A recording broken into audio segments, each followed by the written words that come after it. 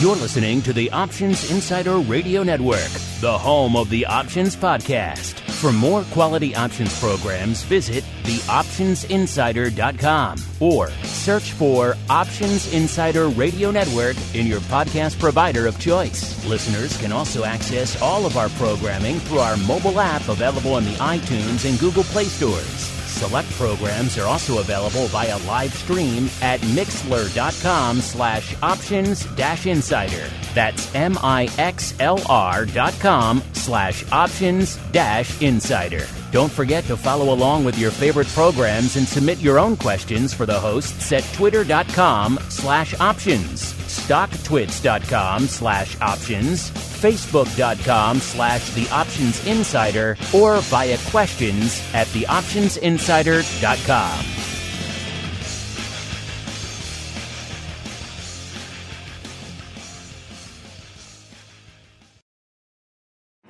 Bitcoin, Ether, Ripple, Litecoin, and more. Cryptocurrencies and other digital assets are taking the financial world by storm. This exploding market provides everything a savvy trader needs: volatility, volume, and liquidity.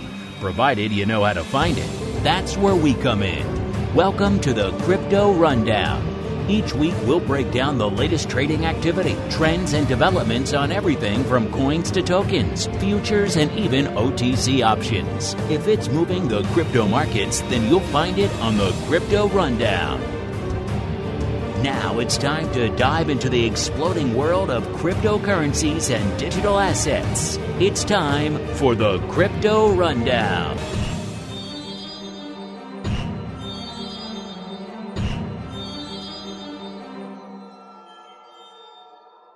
All right, everybody, that music means it is time once again for the Crypto Rundown, the program here on the old Options Insider Radio Network, where we break down everything going on in the world of crypto derivatives. Going to talk the options, the futures, some spot, the vol, the volume, the volatility, the OI, all that good stuff, and a whole bunch more. My name is Mark Longo from the optionsinsider.com, as well as, of course, from the Options Insider Radio Network, upon which you're listening to this fine program right now. If you like what you hear for this program, for any of the programs on the network, make sure leave those reviews so other folks can continue to discover our content in these troubled times. More important than ever these days, and we love to see the influx of new people discovering the show week after week. To keep those comments, keep those questions, and of course, keep those reviews coming, and wherever you like to listen to the Crypto Rundown. Now, without further ado, let's dive right on in. It's time for the Bitcoin Breakdown.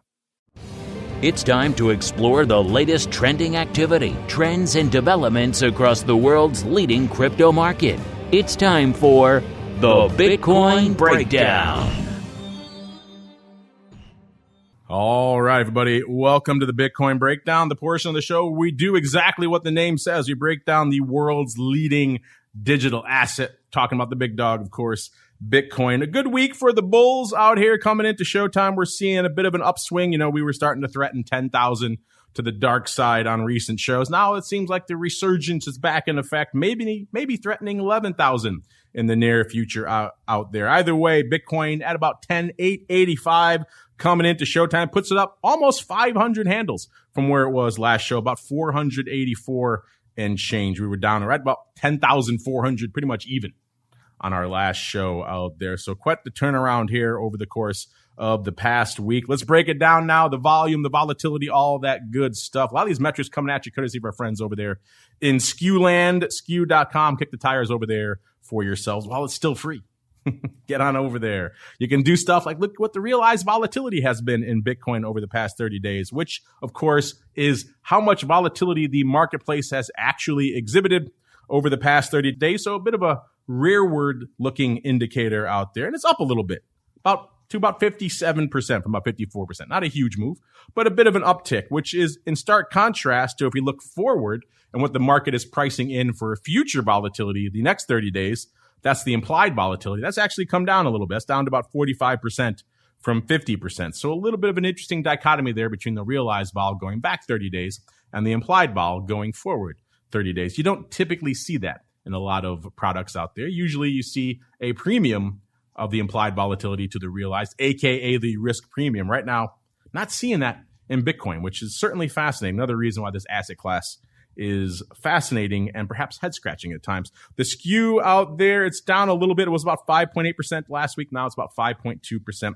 Let's see how that's impacting the overall call-to-put ratio out there in Bitcoin in the OI, and that's down a little bit as well. That's down to about 65% from 70%. Folks still like themselves some calls in Bitcoin these days, just not quite as much. Only a mere 65% as opposed to 70% this time last week. In terms of OI, a lot of it came off the board with the September expiration. Remember, these contracts tend to expire a little bit before the end of the month. Not sure why they do that in the crypto landscape. That's pretty much the way a lot of these venues do it. So we saw a ton of OI coming off the board since our last show. We were well north of 2, closing in about $2.25 billion, $2.3 billion total aggregate OI across all of the venues out there on our last show. Now it's well shy of about $1.5 billion out there. So a lot has come off the board with September, the big dog, most of that rolling away. DEREBIT still the big dog in terms of OI, but it's down from about 1.7 billion not too long ago to about 1.1 billion.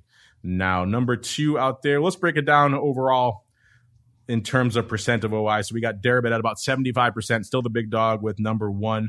Then number 2, CME, still coming on strong there with about 14%. That puts them at about 197 million worth of notional. They're still well off their recent highs of 295 million as well, but still good enough for 14% and a clear number 2. Then we've got OKEX and Bit.com in a bit of a tie for number 3. Both of them with 4%. OKEX has about 62 million. Bit.com has about 53 million worth of notional there right now. So interesting. I guess they're just rounding down. One's clearly higher than the other. So obviously OKEX still in the lead, the number 3 spot overall probably, but when you round them down, they both come down to about 4%. Then we've got LedgerX at about 3% with about 46 million. And then bringing up the rear, we've got Huobi with 79,000 and BAKKT with a whopping 0 still. And they haven't really managed to drive any new paper on their options in quite some time. And it's a little bit head scratching what's going on over there from the options front. The futures doing a little bit of paper, but the options, not so much. We'll get to the futures in a little bit. First, let's break down the options a little bit more. Let's start with the leading venue out there. That is, of course, DEREBIT. A pretty active week, particularly on the 24th, just a few days ago. 262 million worth of notional going up on DEREBIT that day. That compares pretty favorably with some of the recent highs you profile out there, including back on the 4th. That was the other big day we saw recently. That was still less. That was only 227 million. And of course, back on August 17th, we saw about 194 million going up. So the 262 we saw back on the 24th is a pretty impressive spike out there in terms of paper on DEREBIT. A pretty active day. In terms of where the paper was, what they were doing out there this week on DEREBIT, actually looking, some of the bigger prints went up on the 25th. We saw the 11,500 calls in October going up 500 times for 0.031 Bitcoin. That was back when Bitcoin was at 10,639. We also saw a little bit later, about an hour or so later, also 500 of the Nove 12,000 calls going up 500 times again for 0.055 Bitcoin. That was in Bitcoin, was a little bit higher, 10,704. So no calls, no verticals, no upside, and actually some ACK as well seem to be the order of the day out there over the past week on DEREBIT. Big trades today, not a lot going up on DEREBIT. It was about 10,750 puts in October were the order of the day, but not even 400 contracts out there. So pretty light out there on DEREBIT today. Let's look at the OI where it's aggregated across the months. Remember, SEP just kind of rolled off the board. It was number 1 last week. It had about 87,000 contracts worth of open interest on the show. All that's gone the way of the dodo now. So now we've got DEES in the lead. Remember, crypto loves itself a quarterly. Not sure why. That's just the way the paper lines up. So DEES is now in the lead with 35,000. How's that compared to recent months? Well, AUG had 62,000. So DEES is nowhere near that, but it's got quite some room to run. September had 87,000, so it's got a little ways to go to catch up to September. June, our last really big quarterly expiration. September never really got there. June had 114,000 contracts open, so we'll see if DEES can compete with that. It's got some time in the hopper here, so it's got some time to build up that OI. And then we've got October right behind with about 29, almost 30,000 contracts open. So October, no slouch, but the quarterlies are where the action is in Bitcoin options. In terms of strikes, clearly, the 12,000 strike is still of interest, but a lot of that paper that was open, remember last week it was leading number 1 with about 17,100 contracts open on that 12,000 strike.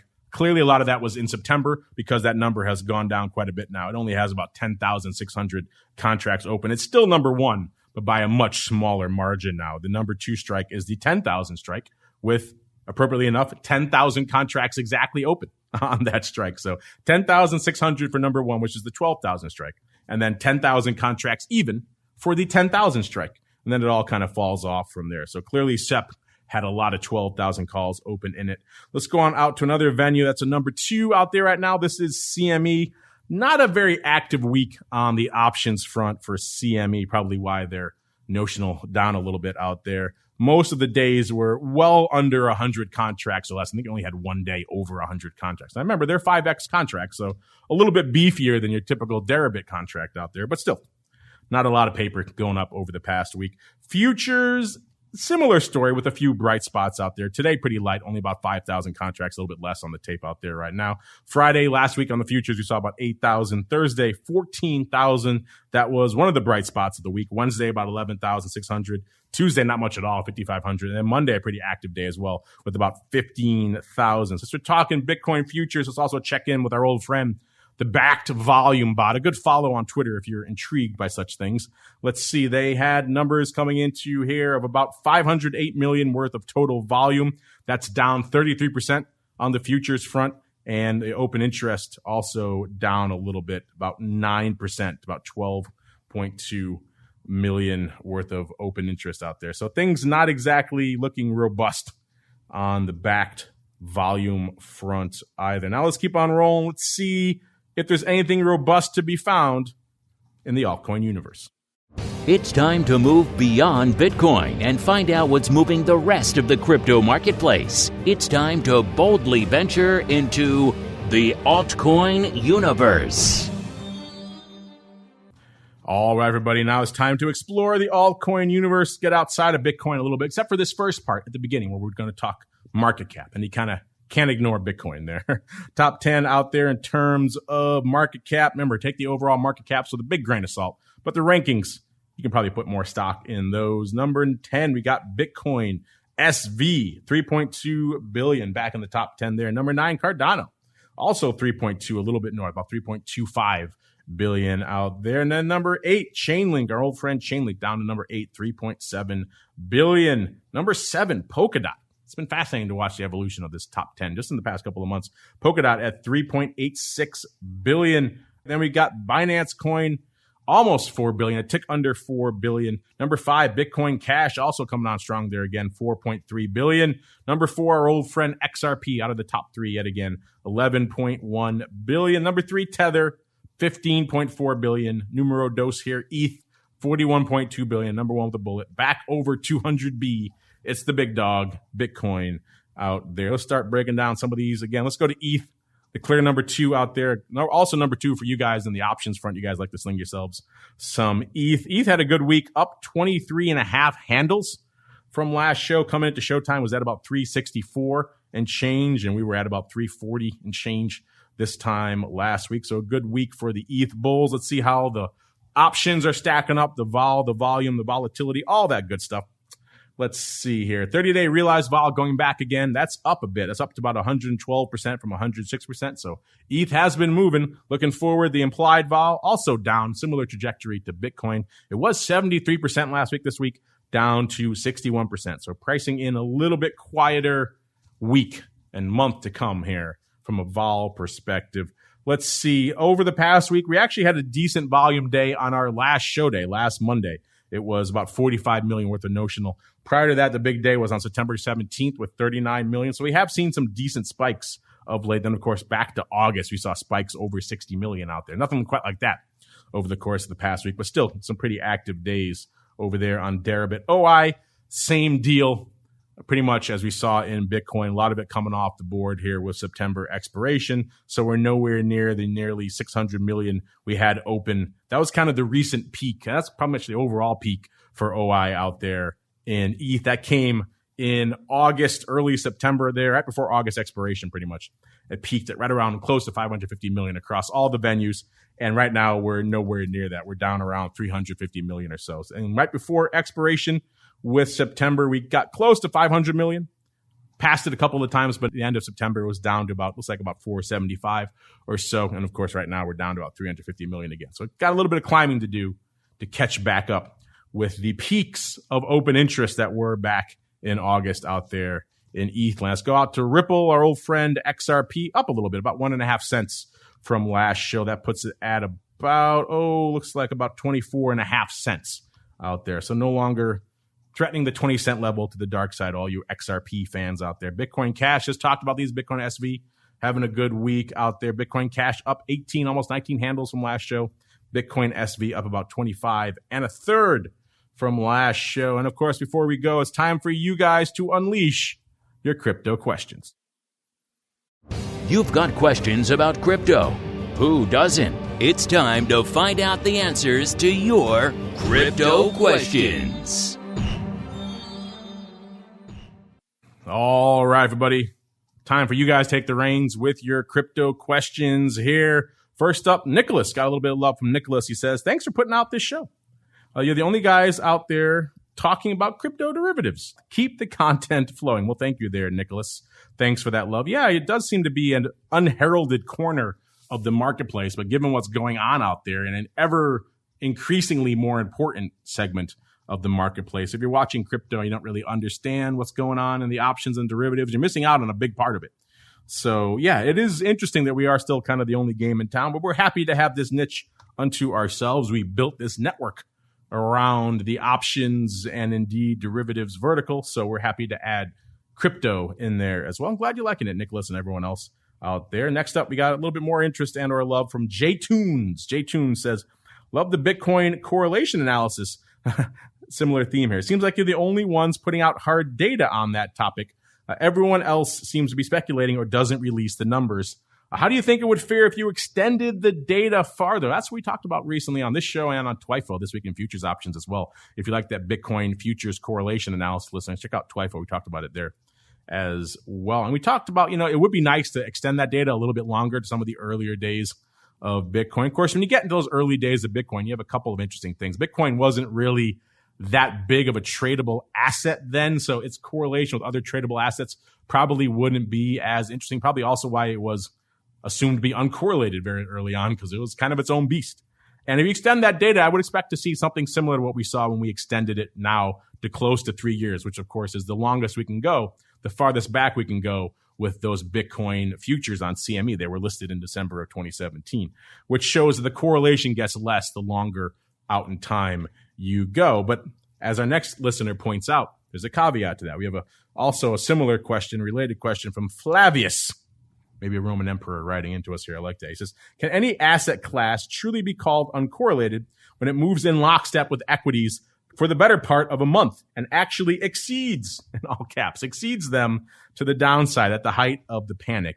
Yeah, that's the one problem I would put out there, the one caveat I would put out there as well, Flavius. And I've said this before on the show. If you're coming to Bitcoin or crypto and saying, I'm getting this completely uncorrelated asset class, longer term, the data tends to back that up. There are correlations, but they're pretty small for most of the major asset classes. The ones you guys are interested in, equities, of course, there's a correlation there, but at least when we expanded out to about 3 years, it was around 13 to 15%. So a correlation, nothing huge.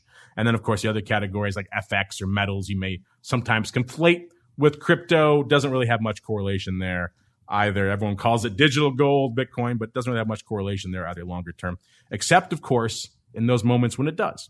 And those are the moments, as I've said many times, when it all hits the fan, correlation goes to 1 across the board. There's many reasons for that. The same funds that are holding equities are also holding things like crypto these days. And so when they need to liquidate, they need to liquidate. Doesn't matter what the hell they're holding. And that's why we saw those pronounced sell-offs back in March. So you're right. If you're buying this thing just completely willy-nilly and thinking, hey, I'm completely insulated from the other markets and I'm going to have this great uncorrelated experience, a lot of times they will. When the market's gently drifting up or gently drifting down, good chance Bitcoin's probably going to do its own thing. When it's hitting the fan, though, which is when that correlation is the most important, that's when you're going to see it moving in lockstep. So be prepared for that. Maybe have some plans in place. Maybe have some hedging mechanisms. We talk about hedging and volatility all the time on our network. If you're not sure how to do that, check out shows like Options Bootcamp or Options Playbook Radio. We'll walk you through the basics of options. Either way, have a plan in place for those periods like March, because they're going to come again this year, next year, whenever. And you have to have a plan in place. If you think you're just going to ride Bitcoin's lack of correlation to a happy ending, perhaps not so much in those periods. All right, everybody, that music means we've come to the end of this crypto quick hit segment. Just the facts, man. Get you in, get you out, get you on with your day. A lot of stuff popping off out here in the world of crypto. We'll be back soon with the full hot seat experience and the guests and the interviews and all that fun stuff. In the meantime, of course, you guys can keep checking out all the tons of content we're putting out on the mothership, the main network out there. Check out Options Bootcamp, Options Playbook Radio, the Option Block, Volatility Views, the Advisors Option, TWIFO, all the good stuff that's hitting you day after day out there on the network. And we'll see you back here, of course, throughout the week for all of our great programming, and then back again on Monday for another episode of the Crypto Rundown. You're listening to the Options Insider Radio Network, the home of the Options Podcast. For more quality options programs, visit theoptionsinsider.com or search for Options Insider Radio Network in your podcast provider of choice. Listeners can also access all of our programming through our mobile app available in the iTunes and Google Play stores. Select programs are also available via live stream at mixlr.com/options-insider. That's mixlr.com/options-insider. Don't forget to follow along with your favorite programs and submit your own questions for the hosts at twitter.com/options, stocktwits.com/options, facebook.com/theoptionsinsider, or via questions at theoptionsinsider.com.